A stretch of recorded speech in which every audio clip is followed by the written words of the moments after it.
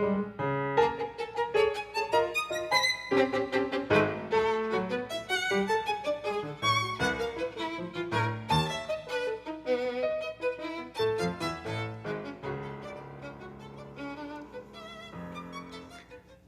and good evening.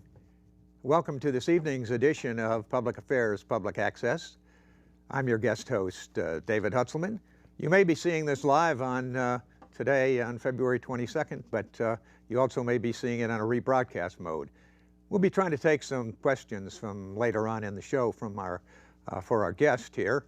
I'm on about once a month and try to bring you items of local interest to the general Houston community and maybe to the libertarian community in particular.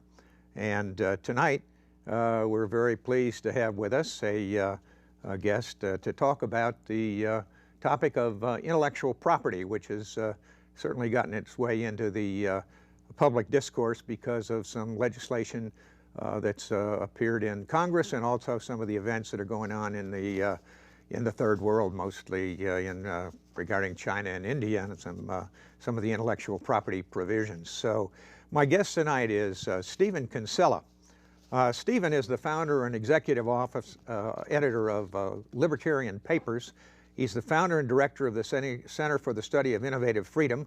You'll see that website on the monitor a little bit later. He's a member of the editorial board of Reason Papers and a general counsel for Applied Optoelectronics, where he's a registered patent attorney and a former adjunct professor at South Texas School of Law.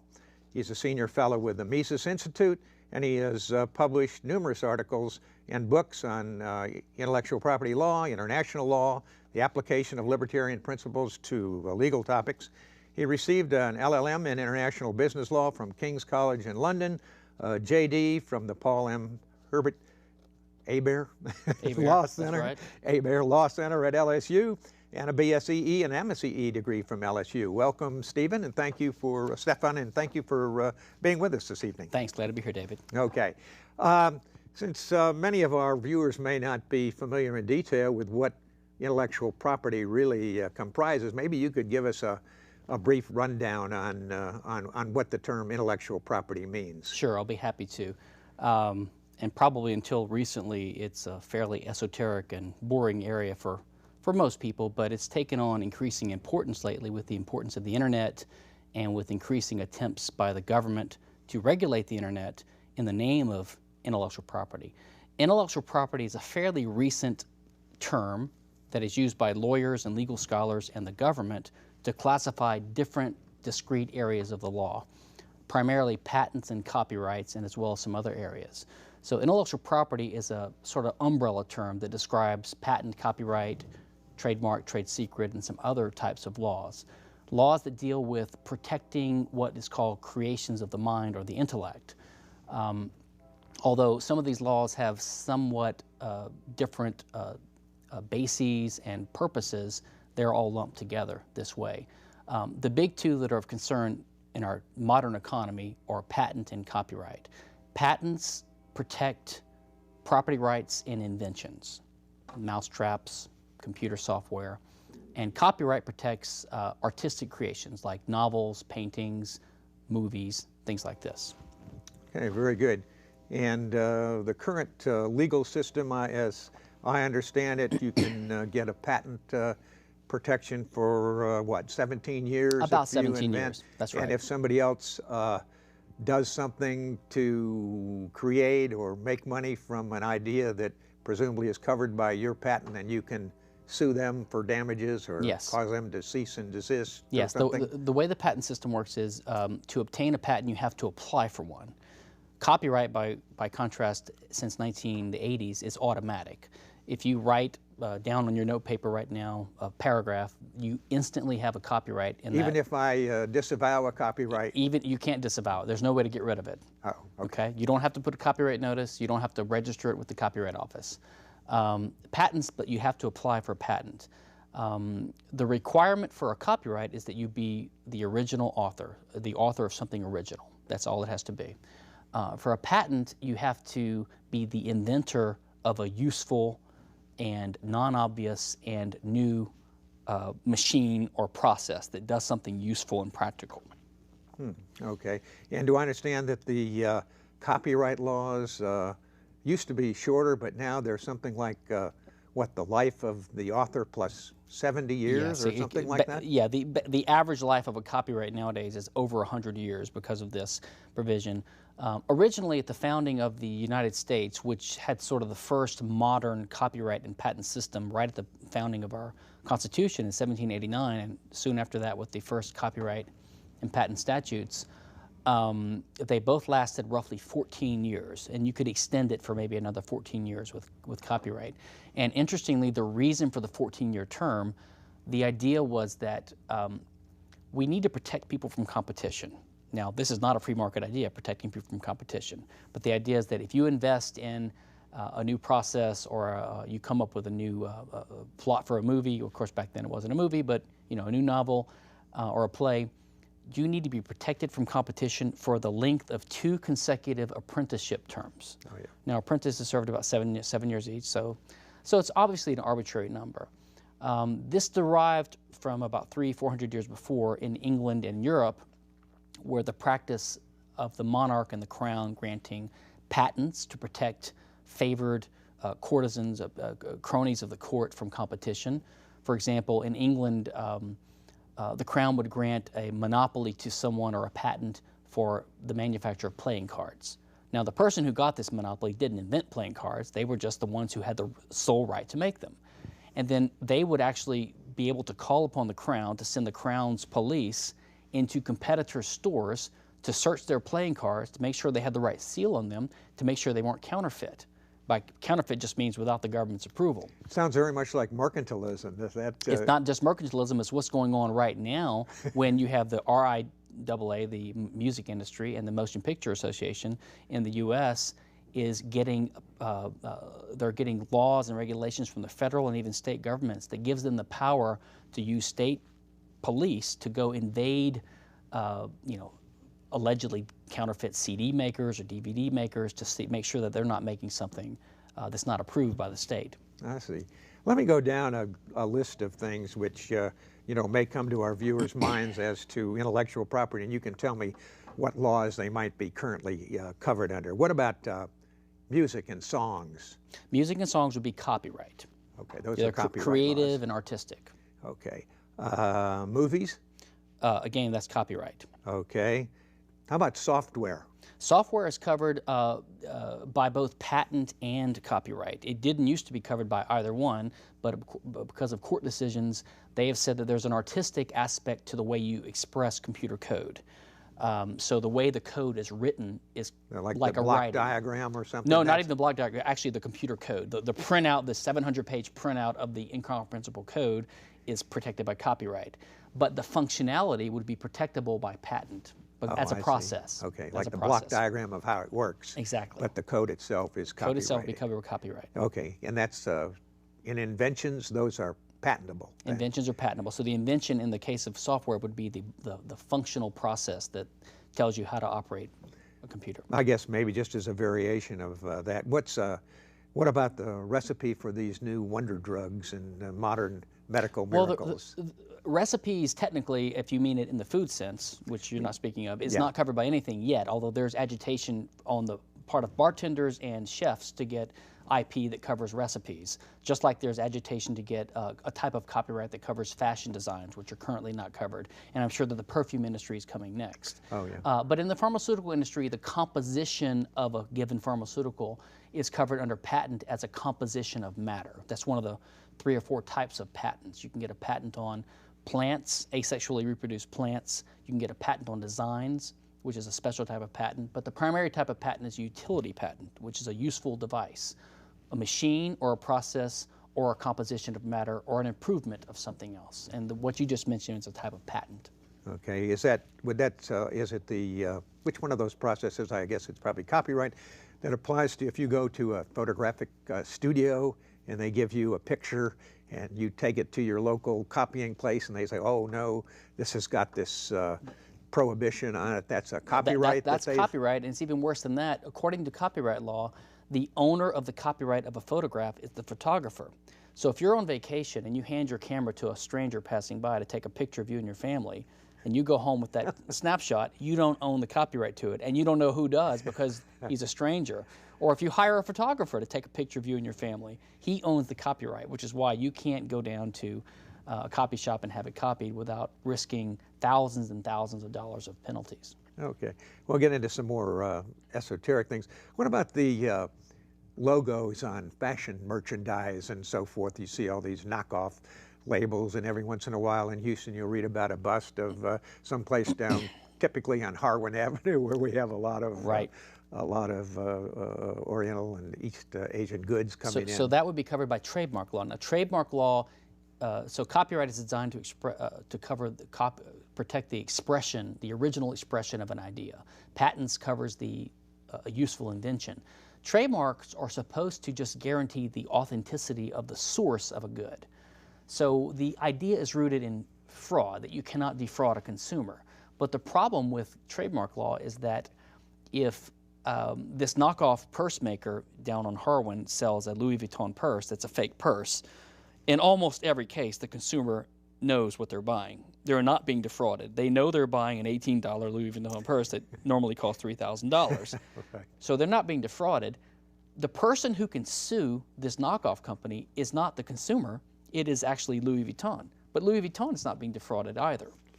I see. So that's one of the problems with trademark laws as currently implemented.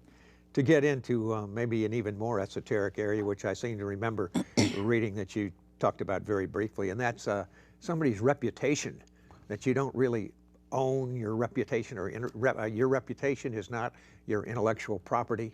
Well, so the way this works is the four classical types of IP or intellectual property are trademark, trade secret, and patent and copyright. So trade secret is just the ability to keep something secret and to protect it with the courts if it starts leaking out and if it's not made public yet.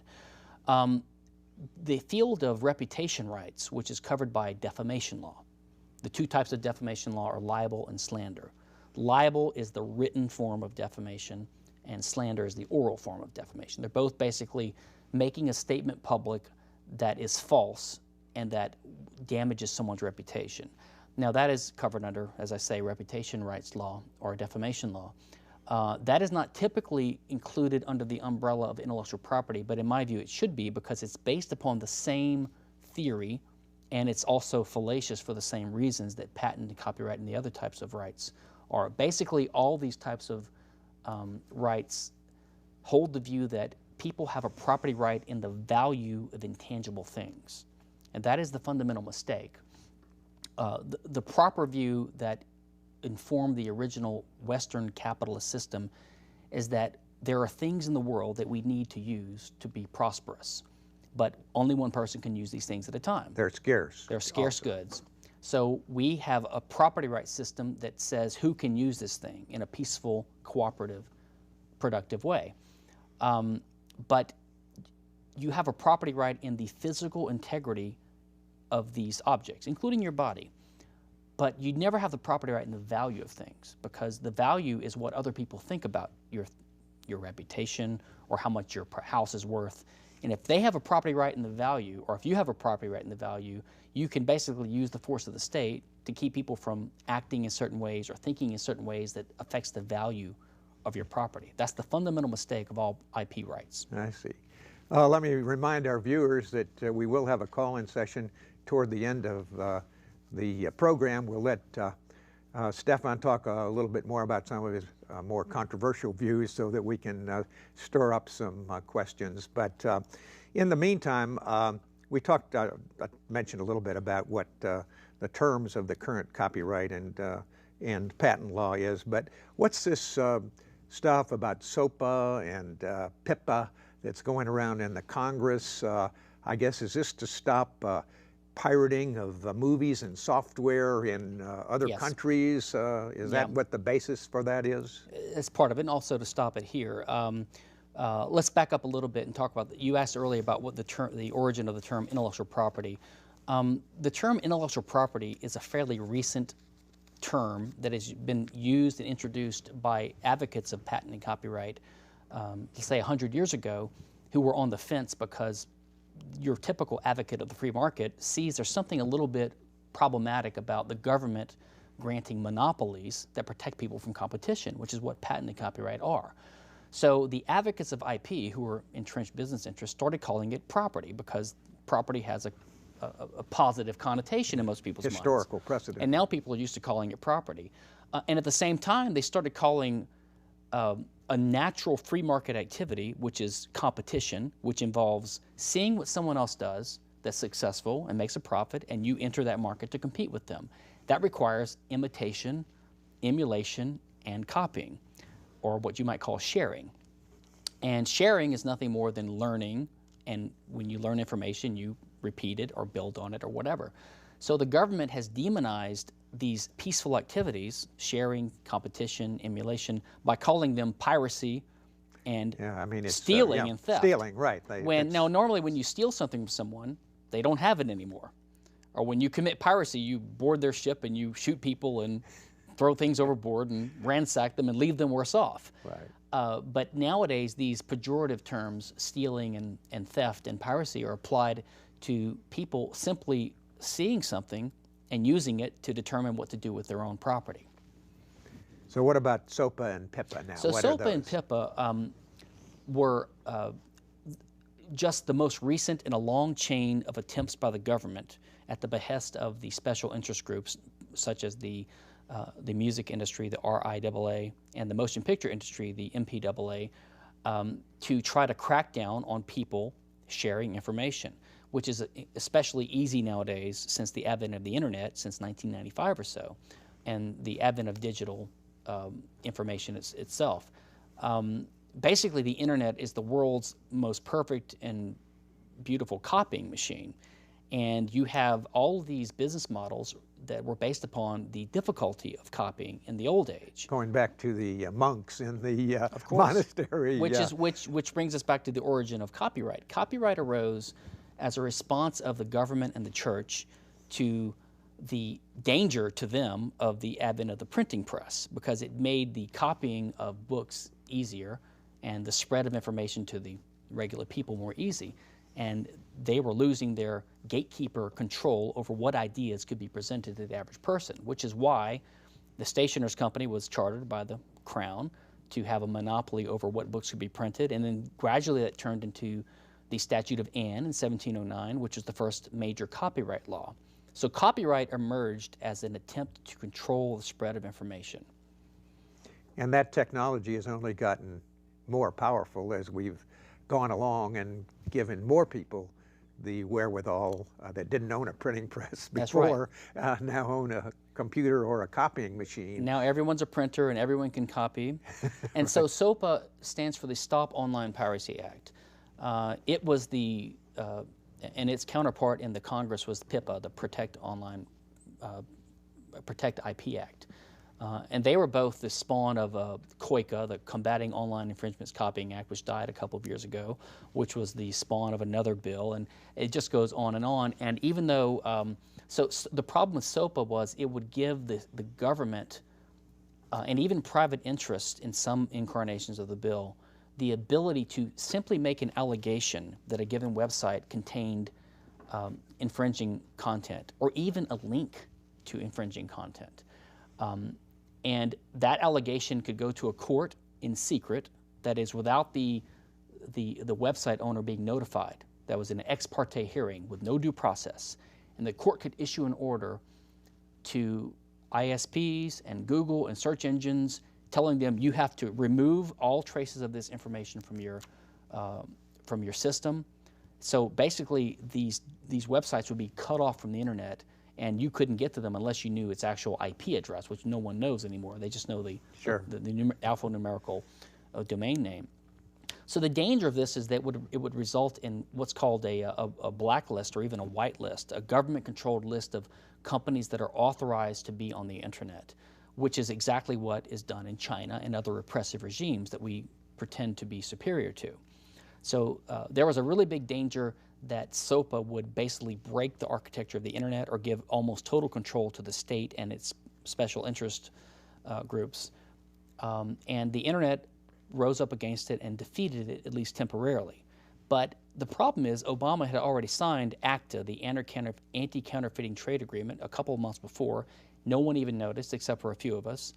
And that contains provisions similar to SOPA already. And as we speak, the Trans-Pacific Partnership is being negotiated in secret between the U.S. and several other Asian and other countries, which would require all these countries to adopt United States-style copyright provisions similar to SOPA and similar to other bad laws that we have. See, I know every once in a while I'll look for something on Facebook that I can, from a Google or something, will send me to a page, and when that page comes up, it'll say, this Facebook video has been removed because of an objection, I guess. That's removed under, can, so that's a result of the DMCA. I have a blog post on my website, c4sif.org, where I talk about death of freedom by acronyms, because you can just list all the, I mean, you can leave out all the statutes with no acronyms. You have ICE and ITU and TPP and ACTA, COICA, PIPA, SOPA, Pro-IP Act. It's just unending. And the one you're talking about is DMCA, the Digital Millennium Copyright Act, which was enacted in 1998 under Clinton. And at the dawn of the internet, the DMCA, which is a horrible law, the DMCA basically says, it established this takedown procedure, which we're used to now. What it said was, if you're an ISP or an OSP, online service provider, and you're like a conduit of information, these people were afraid of liability for defamation and for copyright infringement. Like, for example, Yahoo might be afraid that if a user posts a copyrighted video without permission on their site, like just with a blog account or something, that Yahoo could be sued. So Congress responded to that, and they said, we will give you a defense for copyright infringement and defamation if you establish a policy where if you get a complaint, then you take it down right away. So that's why you see these videos being taken down. And at the time, the copyright lobby did not realize how powerful this exception would become. It's called a safe harbor. You know, they gave in on it because they were negotiating. But if that safe harbor had not been negotiated, it's possible that Facebook and YouTube and Google never could have blossomed like they did. And that's why, ever since then, the RIAA and the MPAA have been fighting to kill that safe harbor. They hate the safe harbor. What they want is they want a DMCA that has the safe harbor removed. They want the gatekeepers, the ISPs, to be liable. And in fact, they are trying to impose DMCA-type provisions on other countries through this TPP I mentioned, or through ACTA. Another part of DMCA, which is really disturbing, is it actually outlaws what they call anti-circumvention technology, which is what I call a computer. Because, in other words, if you have a piece of equipment that you could use to break the encryption on some copyrighted material, even if you have the right to break that encryption because of a fair use exception under the copyright law, even if you have the right to do it, if you have equipment that could be used to break encryption that is protecting copyrighted material, then it is illegal to have that. It's like contraband. In other words, you're holding a piece of equipment that's like a narcotic. Paraphernalia. It's paraphernalia. But to my mind, that's every computer that we have now is theoretically an anti-circumvention device under the DMCA. I see. Does the issue of adult websites and content play into this, or is that a totally different well, item? it's I'd say there's three big categories that the state uses as an excuse to regulate freedom of action among consenting adults on the internet, to use Nozick's phrase, and that would be porn, especially kiddie porn, child porn, piracy, which is copyright infringement, and terrorism, of course. And so you have Obama signing the Indefinite Detention Act recently under the name of terrorism. We have mega uploads being shut down. We have the state saying that proceeds of piracy from third world countries and other countries is used to support terrorism. So they're using terrorism in combination with copyright law as an excuse to shut down sites. Like the drug laws, I guess, to support exactly. terrorism. And of course, gambling is another one. They're using gambling to shut down people, you know, gambling $10 at an online poker machine because they can't gamble in their states.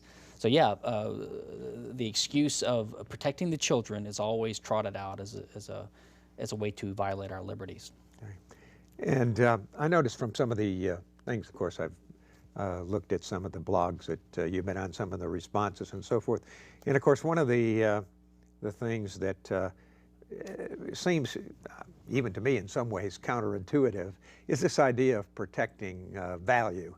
You know, if I spend 10 years writing a software program and am selling it, and everybody has the right to copy it and send it to their friends or send it overseas or whatever else, in some way it makes me feel like Right. I've screwed up. Right. And not only that I've screwed up, but that if I knew that was going to happen, maybe I would have never Right. invested my effort in that to begin with. And I know that's not necessarily an intellectual argument against it, but it is a consequence that most people think of, with people spending Yeah. millions of dollars to make first-run movies or, Yes. or write books or anything, Yes. that they're somehow or other their value is being stolen. Well, there's a interesting little logo I have on my website. It's a little Aeroflot symbol, and it says, "Your failed business model is not my problem."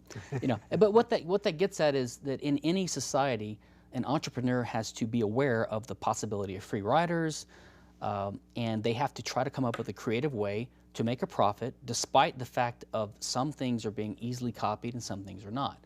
So, as a simple example, in the 50s, when the drive-in movie theaters were initially popular, one problem, according to Apocrypha, is that you could have free riders sit on the neighboring hills and watch the movie for free because it was outdoors, and they could listen to it because there were loudspeakers behind the screens. And so these guys had the bright idea, well, let's pay a little money and install little speakers on little poles by every car. Now, that's probably not as good of a solution, and it's probably cost money, but they found a way. They didn't go to the government to say, make it a federal crime to sit on a hill and watch a movie. They just came up with a way to, and in fact, every business has locks on the doors, and at the movie theaters, they have tellers that take the tickets to make sure you only come in if you buy a ticket. These things cost money. So every business model, the entrepreneur has to find a way to make a profit. If you can't find a way to make a profit, probably that's not something you should be involved in. But I believe the reality is that almost every practice we're used to in today's society could exist in a free society, absent copyright and patent, primarily because taxes would be so much lower. We would all be so much more wealthy. We'd have so few regulations if the government were stripped down to such a small size that it couldn't impose patent and copyright, that we'd have just an excess of money for research and development and for investing in movies. There's no reason to believe, for example, that a blockbuster movie couldn't be made. Maybe Tom Cruise would be paid $5 million instead of $20 million. But you sell tickets, people go to the movie theater, and they watch it. And then if it's pirated after that, you've made a lot of money. For example, let's take Harry Potter. J.K. Rowling, a very popular author. She's probably worth second or first richest woman in England now. Maybe she wouldn't be worth $500 million in a free society. Maybe she'd worth $10 million, I don't know. But I think she'd have an incentive to write Harry Potter because she wrote it as an unemployed welfare mom, right? Because she loved the characters. So let's imagine she writes the first Harry Potter book and she sells it on Amazon, and it's pirated soon after that because it's popular. She makes a little money, but not as much as she could have if she had a monopoly, but she becomes wildly popular, as she did in real life. Well, then she publishes a second novel and she sells more, but she's still pirated. Well, then she says, listen, I've got 17 million fans around the world. I've got the third novel written. As soon as I get 1 million people pledge $10 each to buy the book, I'll release it. So she makes $10 million that way. And then someone wants to make a movie of it. There might be 4 people making a movie of the first Harry Potter novel at the same time because they don't need her permission if there's no copyright. But maybe one of these studios says, you know, I bet if we get Harry Potter on board and to give her authorization and to consult, that we will get more of the fans to come see our version rather than the other unauthorized versions. So they offer to pay her $5 million to be a consultant. I mean, these things don't occur to people now because they can rest upon the copyright and the patent monopoly.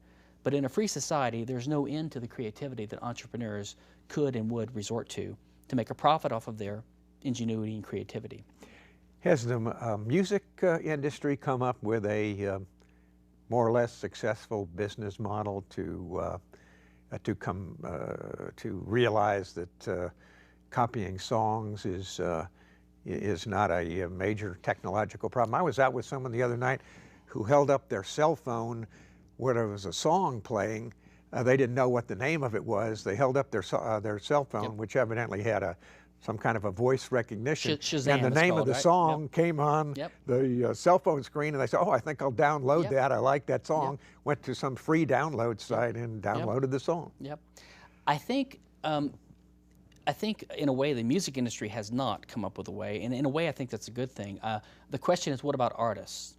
Artists have always been basically exploited by and same with publishers. Well, most authors and most artists don't make a lot of money. They do it for the passion, right? You're talking about visual artists as opposed to vocal artists? Even musicians. Madonna and Sting may be exceptions. Stephen King may be an exception. J.K. Rowling. But your typical author or your typical musician, they don't make a lot of money. The record industry or the publishing company keeps a huge degree of the profit.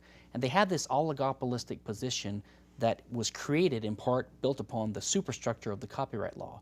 What I think is happening now is with Amazon and with the threat of piracy, which is real even though it's illegal, and with the internet and digital publishing, the Kindle, etc., you have artists and authors now that can basically go around these gatekeepers. They can go around the big publishers. They can go around the music industry. Self-published. And they can self-publish. Types of, and I think so. I think in the case of music, I think the problem for artists has been solved, and that is, if you sell a lot of, or if you even have a lot of free music downloads of your latest song, and you get a reputation and you become popular, that's going to help you sell tickets at a concert. So of course, as Cory Doctorow, who's a science fiction author in favor of Creative Commons and open culture, he said, it may be a challenge to find a way to make a profit in a world where information is easy to copy, but he doesn't know of anyone who can make a profit off of obscurity. In other words, the real threat to any author in this huge world of millions of performers and people, you want to get noticed. You know, you want your stuff to get copied. You want to be, and then you can figure out how to make a profit off of it. But if no one knows who you are because you keep it trapped, kind of like a search engine philosophy, right? It's like a search engine philosophy, sure. If people start using your search engine, you can start figuring out how to make Sure. it pay some money. I mean, why do academics publish papers in journals? They don't get paid for this. Sometimes they have to pay. They do it for their reputation, to help beef their resume up, to get a job teaching at a university. There's almost every field you can think of, you can try to see how people would gravitate towards using their creativity to enhance their lives in some way, whether it's monetary or not. Okay. Well, let me remind our viewers that feel free to call in and ask Stefan any questions that may arise. I'm sure some of his remarks have stimulated some of your thinking on that area, like they have mine. So I'll try to ask as many questions as I can think of that came up with. But one of the things that maybe is also somewhat interesting is not necessarily continuing in the same vein, but to talk about the political landscape as it relates to intellectual property concerns.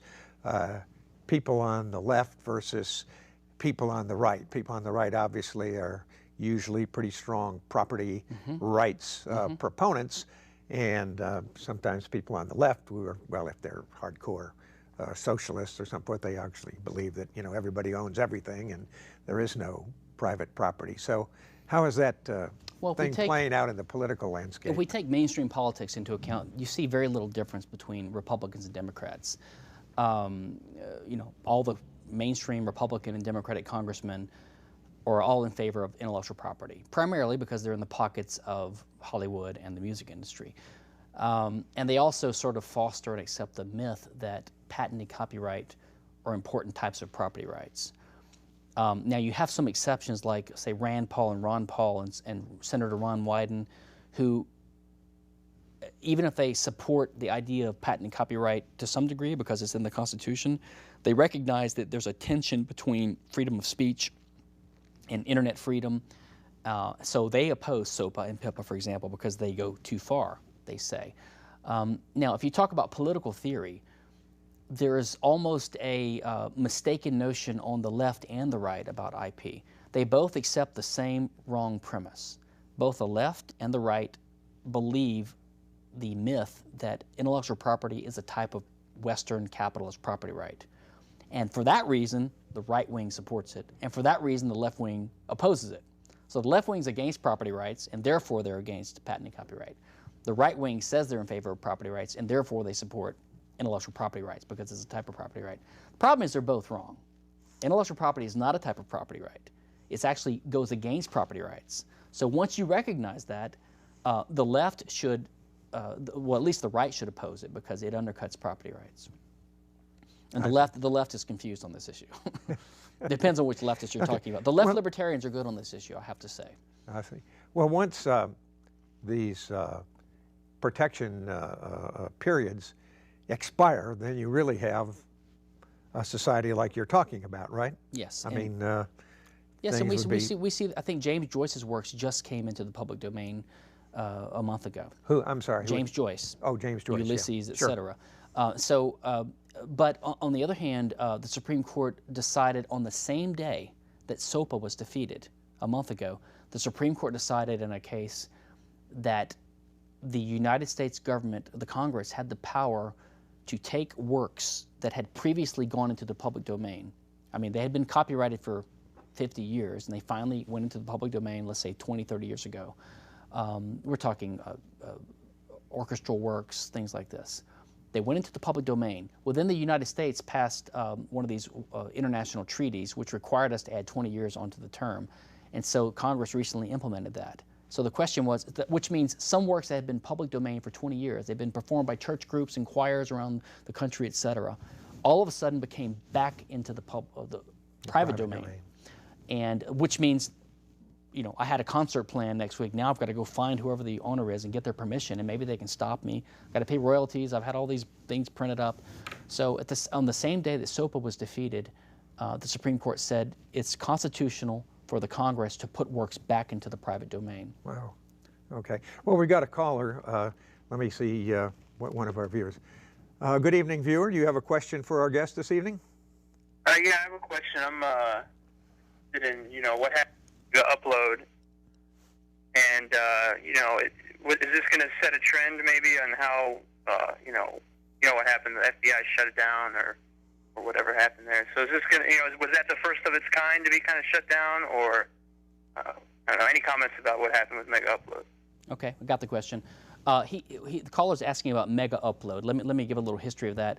Mega Upload was one of these sites that allowed people to share files on a website, similar to YouTube in a way, similar to Dropbox in a way. And the owner of it was in New Zealand, and he had this weird mansion. He was a rich guy. He seemed like a James Bond villain almost. He had a weird name. He changed his last name to .com, actually. And the FBI basically strong-armed the Hong Kong and the New Zealand police and one other country's police.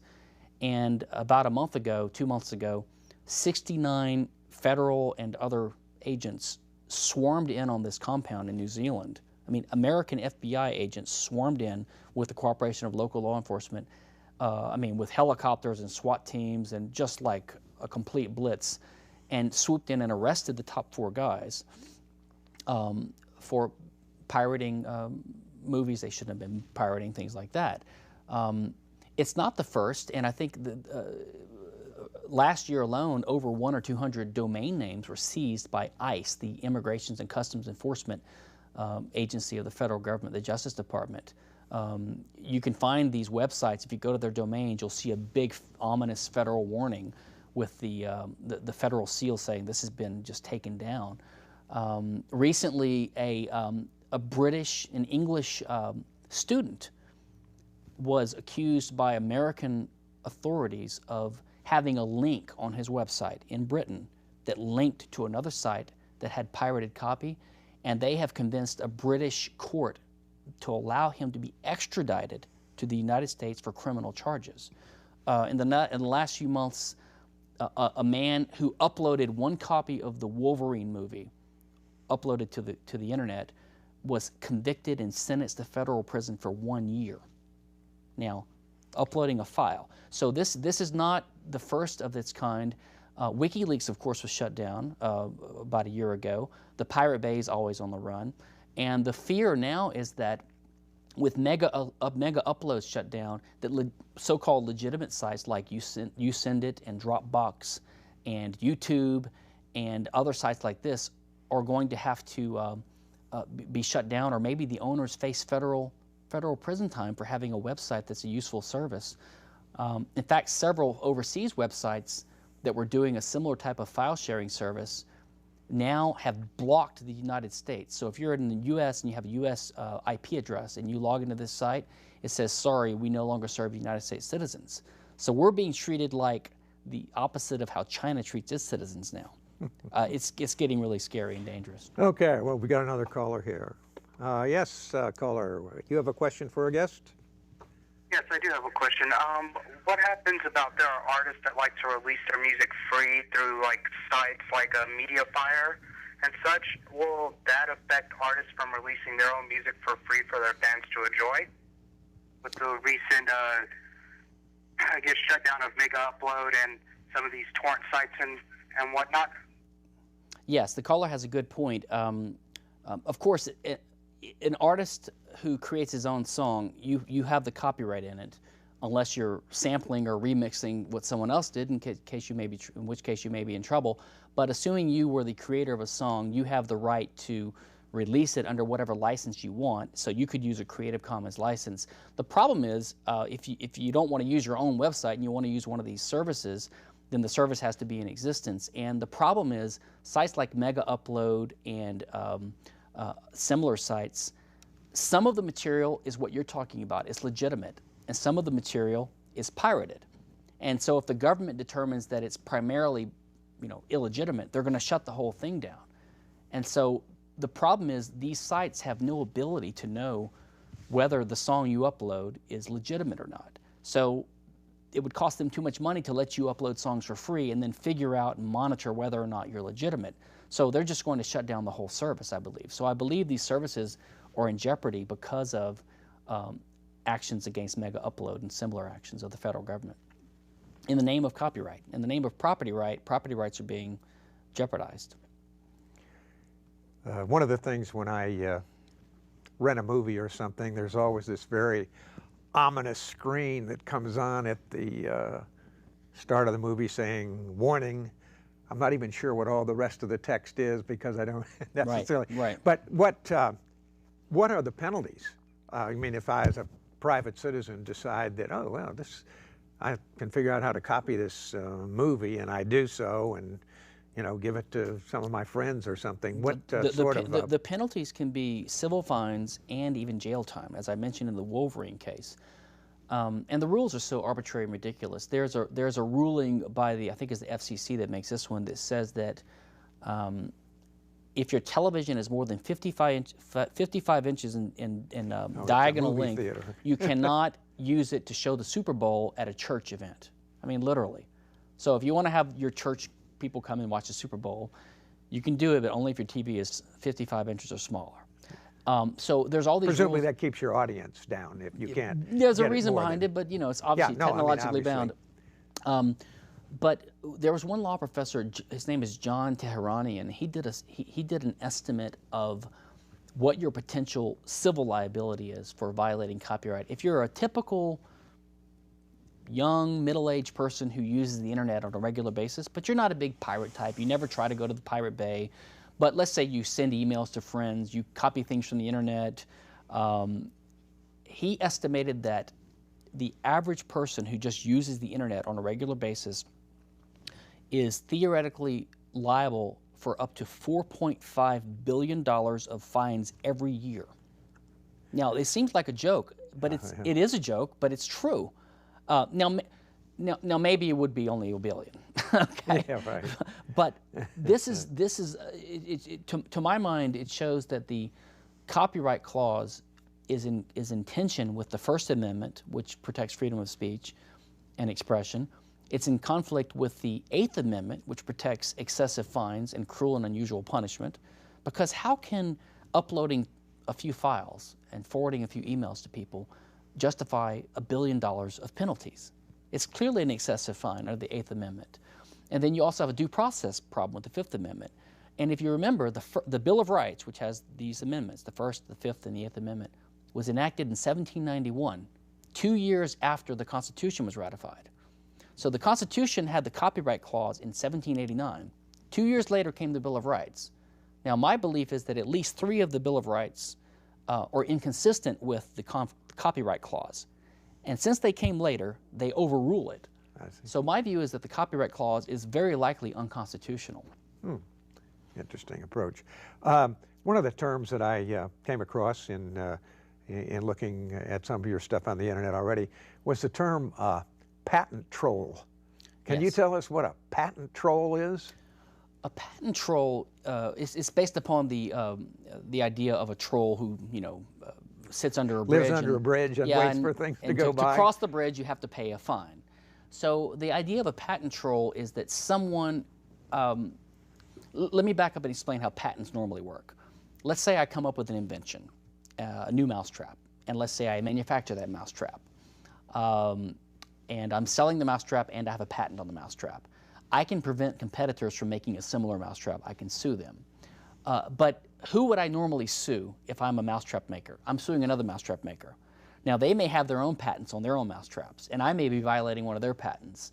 So I sue them, they sue me back, and we both rattle our sabers, and we settle with each other, and we go back to business. Maybe I pay him a little, maybe he pays me a little. The problem with this is people on the outside who don't have patents can't even compete with us, so we establish a monopoly or an oligopoly. But everyone seems to think this is fair. Well, if I sue you for my patents, I'm suing a competitor, and I'm risking the chance that you might countersue me, so it's a little bit fair. I get to sue you, but I have to take the risk that you sue me back.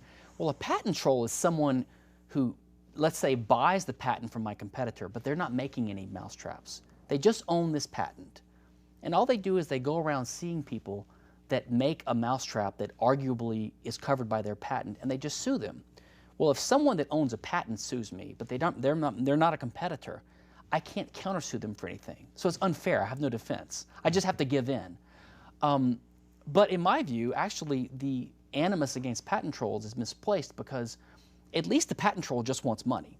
He has nothing to gain from getting an injunction against me and shutting me down, because then I'm not selling anything and he gets no royalty. He just wants a cut. Okay? So if I'm selling an Android phone and a troll sues me for violating his patent, he's going to want a little cut of every Android phone I sell. But if Apple sues me, who is not a troll, then they're going to want to get an injunction and shut me down. And in fact, they've been doing that. They've succeeded in getting injunctions against some Galaxy Tab maker, Samsung tablets, and some Android phones in other countries around the world based upon their patents. So in a way, trolls are less dangerous than actual actual inventors. In many cases, or not many cases, but at least in some cases, you see economic transactions going on in the world of technology where somebody will buy or in some way merge with or absorb another company who obviously is not doing well or has a failed business model, and yet they have this storehouse of patents that they have as a part of their business. And does that explain why sometimes these companies are valued a lot higher than you would think if they had a business model that doesn't seem to be working out? Yeah, some recent examples of that would be Google's purchase of Motorola Mobility for their 17 or 26,000 patents. Oh yeah. And Kodak is basically bankrupt, and they're just trying to sell themselves off of their patents, which are huge. They may be sold for $1 or $2 or $3 billion just for their patent portfolio. Apple, I believe, purchased about a year ago thousands of patents from IBM. IBM is a huge patent powerhouse. And they're all doing this to have weapons against each other and to keep the little guy out.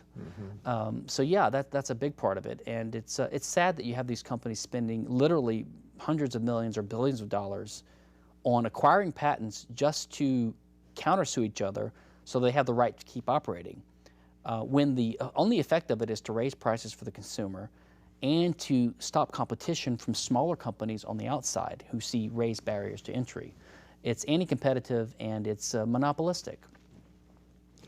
Do you have any advice that you would care to give to aspiring songwriters and authors and or computer software designers who would be living in this new world of no IP protection? Sure. I mean, I would say they're already living in that world because, at least for copyrights, piracy is rampant, and I don't think the government will be able to stop it. There is just too much ability of people to pirate things. So whether or not copyright is around, people that make their living off of creating copyrighted type works have to face the fact that there are a lot of people out there that will be able to get their content without paying for it. That's just the fact of reality.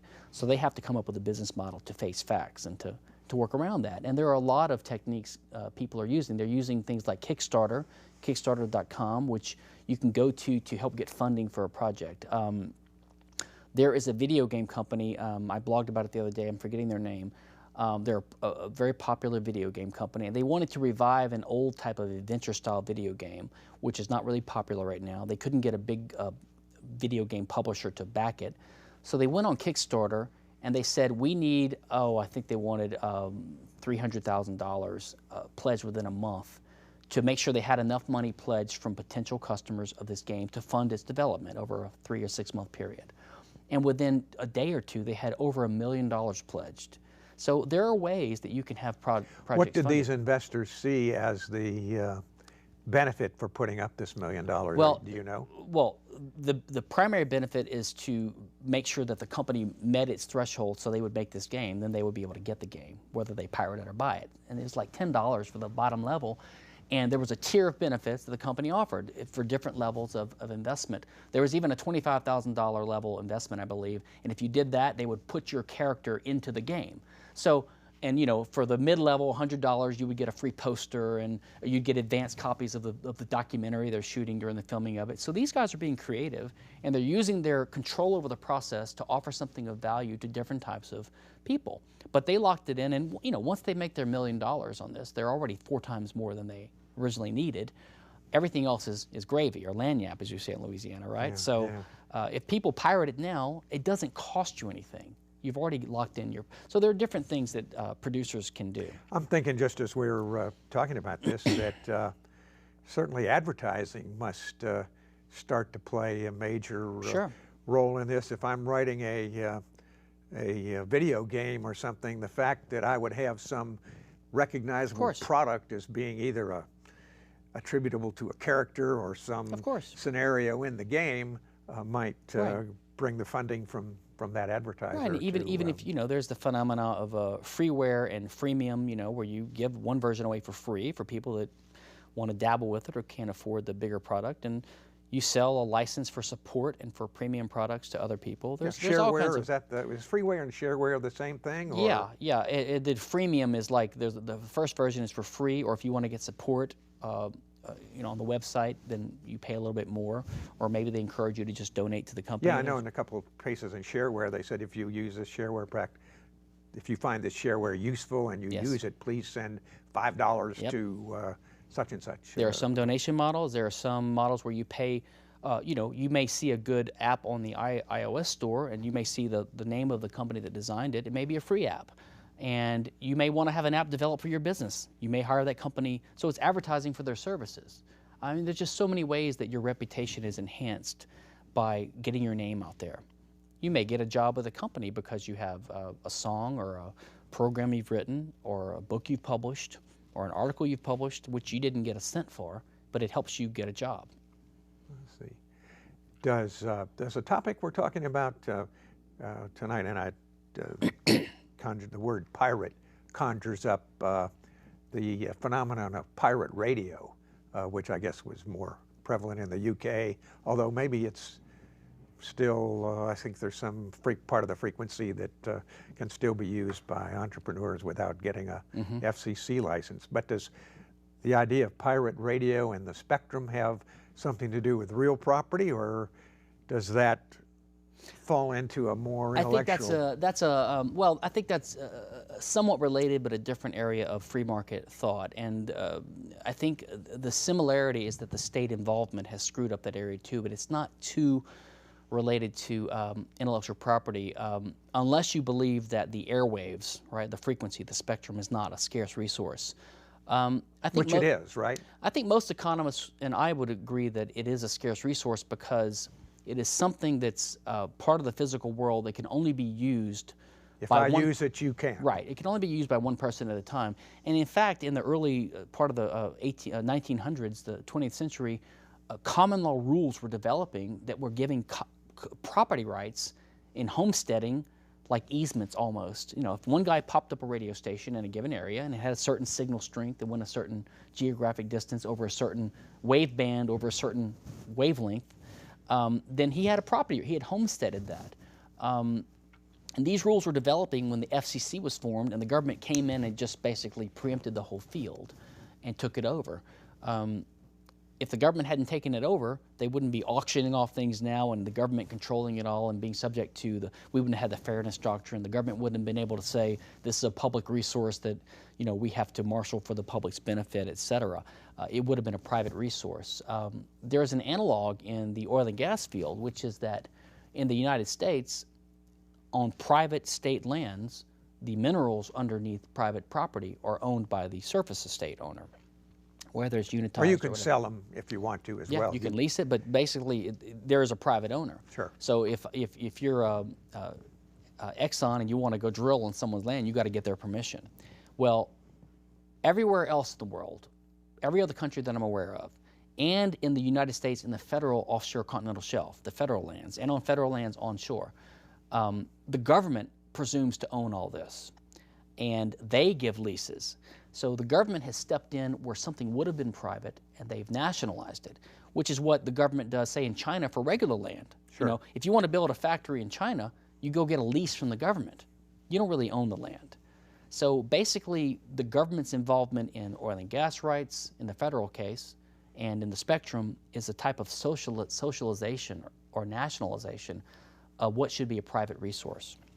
Yeah, and I think the experience, unfortunately, when the government gets to own all the subterranean rights, then the issue of taxation becomes less an issue in some of these countries because the government can use the oil revenues to fund Absolutely. whatever kind of an oppressive exactly. regime that exactly. they may want to put into place. As we So, see in well, Saudi we've gotten, Arabia and Iraq yeah, and UAE, et cetera. Astray from our individual intellectual Well, think about property. the BP case. You know, when BP had the oil spill in the Gulf, okay, they messed up. But they were just the tenant of the federal government. The federal government was the lessee, the lessor. Normally, if you have someone who owns land and they let someone come on their land to make a profit drilling for oil, and there's a big oil spill that spills onto your neighbor's land, all your neighbors are going to sue the landowner. In this case, it was the federal government. Of course, the federal government stepped out of the picture, and everyone blames it on BP. Yeah. They're just the tenant of the federal government. Okay, well, Stephen Kinsella, let me thank you. We kind of closed down our show for this evening. Let me encourage our viewers to visit your website, which we've had up on the screen a number of times, and communicate with you or just learn from the research you've done. I'd also like to take this opportunity to thank Houston Media Source, who makes these facilities available to us, and especially our friend and producer, Mark Pirtle, who's always a joy to work with here. And we look forward to creating some interest in these general kinds of public policy issues, and maybe we can have you back on a future show if some more of this legislation comes up in Congress that we need to rally support or at least understanding. Be happy to. Thank you very much, David. And we need to sit here and just